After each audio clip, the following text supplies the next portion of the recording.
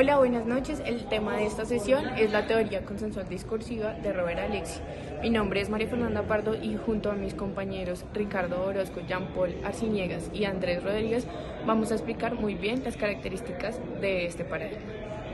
Para entender esta teoría debemos centrarnos en los principios fundamentales que desarrolla Robert Alexy.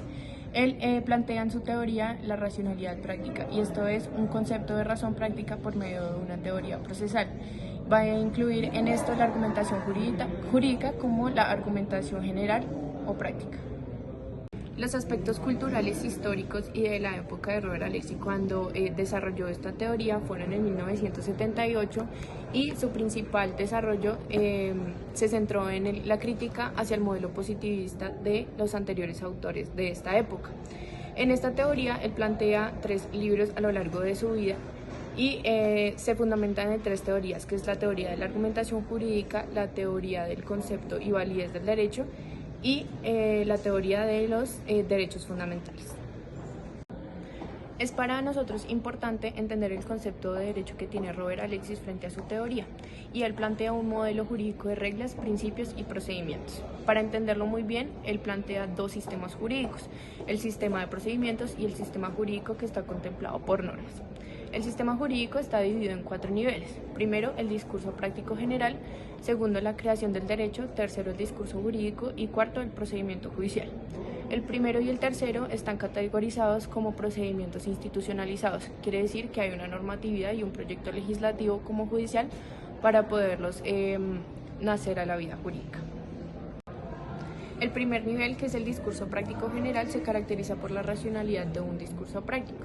El segundo es lo que nosotros llamamos la creación del derecho, que es un procedimiento institucionalizado, como anteriormente le dije, y se lleva a cabo por medio de un proyecto legislativo regulado por las normas jurídicas.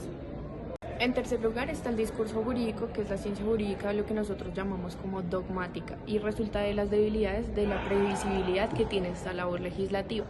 Muestra que no es posible un procedimiento legislativo el cual sea capaz de acaparar todos los problemas futuros posibles.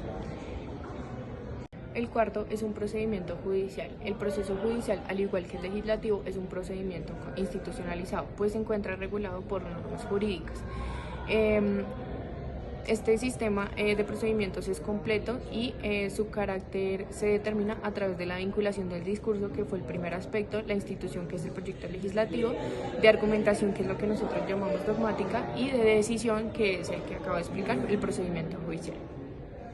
Como ya establecimos, el autor separa 2 sistemas: el sistema de procedimientos, que es lo que nosotros conocemos como teoría procesal, y el sistema normativo, que es ahí donde vamos a entrar a explicar la diferencia entre las reglas y los principios. Él establece 2 tesis. La primera tesis está fundamentada en un modelo que solamente contempla reglas, y la segunda un modelo en el que solo contempla reglas y principios. Por eso el autor desarrolla en su teoría una propuesta de reglas, principios y procedimientos, que es adecuar lo que ya vimos como un sistema separado al sistema normativo sustancial.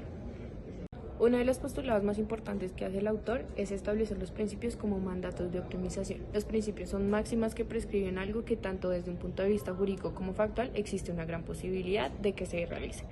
La valoración es para los principios un presupuesto necesario para su aplicación.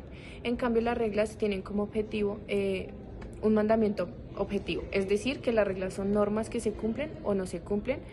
Cuando una norma es jurídicamente válida y resulta aplicable, entonces se hace exigible, hace precisamente lo que la norma prescribe. La forma característica de la aplicación de la norma es la subsunción. Bueno, yo voy a explicar los métodos de interpretación, que en total son 6. El primero de todos es el semántico. Este consiste en que existen diferentes formas en las que se puede descifrar el sentido semántico de los términos en que se encuentra expresado una disposición normativa. El segundo de ellos se indica es el genético. Es aquel donde la interpretación se fundamenta en la voluntad inmediata del legislador. El tercero es el histórico, cuando los hechos de la historia de un determinado problema jurídico se utilizan como fundamento en favor o en contra de ciertas interpretaciones. El cuarto es el comparativo, para una norma que reconoce el mismo origen histórico que otra vigente en el extranjero en una situación jurídica que se presentó en otra sociedad diferente a aquella a la que pertenece la norma que se interpreta. El quinto consiste en el sistemático. Considera la norma en el contexto de su ubicación dentro de una ley y en general dentro de todo sistema jurídico. El sexto es el teleológico. Presupone un análisis pleno de los conceptos de objetivo y medios, y con esto los conceptos se relacionan estrechamente con la misma, tales como la intención y el de necesidad práctica. Algo muy importante de los métodos de interpretación es la teoría de la argumentación, la cual no requiere una solución definitiva a los rasgos de las fuentes. ¿Esto qué quiere decir? Que la interpretación no tiene un orden jerárquico, es decir, que no aplica un método de interpretación primero que el otro, es decir, que es de arbitrio al juez establecerlo y practicarlos. Bueno, sobre la teoría discursiva de Robert Alexy me corresponde el tema de relación, derecho y moral. En este caso, pues Robert Alexy interpreta de la siguiente manera. Lo primero es que no existe una separación estricta entre teoría moral y la misma moral como lo interpreta Robert Alexy. También Alexy deriva de sus conceptos de teoría moral normas morales y jurídicas fundamentales, lo que es un concepto totalmente desarrollado de racionalidad práctica con contenidos morales. Además, la postura teórica de Robert Alexy implica un racionalismo que permite unir el derecho con la moral, tal como lo expresa, digamos que en una forma que vale normalmente cuando puede ser justificada frente a todo lo que toma parte una fundamentación racional. También, digamos, desde una postura crítica al positivismo, sin antes reconocerle que un derecho es un derecho positivo cuando la norma la conoce, la concede y además tiene un valor social jurídicamente soportable, es decir, que agrega la limitación de validez para que el concepto positivista de derecho sea en dos elementos definitivos. El primero es el de legalidad conforme al ordenamiento o de autoridad, y el segundo es el eficaz social. Esto quiere decir que es evidentemente una orden normativa, y así mismo es como veremos una norma fundante, ¿sí? Eso es lo que interpreta Robert Alexy. En Alexy también digamos que existen una separación estricta en teoría moral y la misma moral.